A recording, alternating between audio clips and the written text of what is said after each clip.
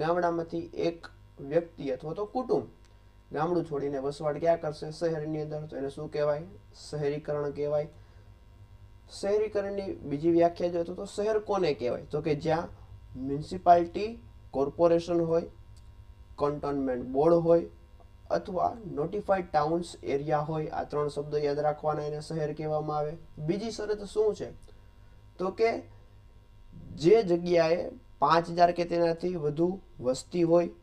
બીજું શું કહે છે? 75% કે તેથી વધુ કાર્યશીલ પુરુષ વર્ગ કૃષિ સિવાયના ક્ષેત્રમાંથી રોજગારી મેળવતી હોય. ત્રીજું શું કહે છે? વસ્તી ગીચતા પ્રતિ ચોરસ કિલોમીટરે 400 કે તેનાથી વધુ હોય. આ ત્રણેય આંકડાઓ યાદ રાખવાના છે. 5,000 કે તેનાથી વધુ વસ્તી, 75% કે તેનાથી વધુ કાર્યશીલ પુરુષ વર્ગ અને 400 કે તેનાથી વધારે વસ્તી ગીચતા. એને આપણે શહેર કહીશું. આગળ વાત કરીએ શહેરીકરણના આંકડા.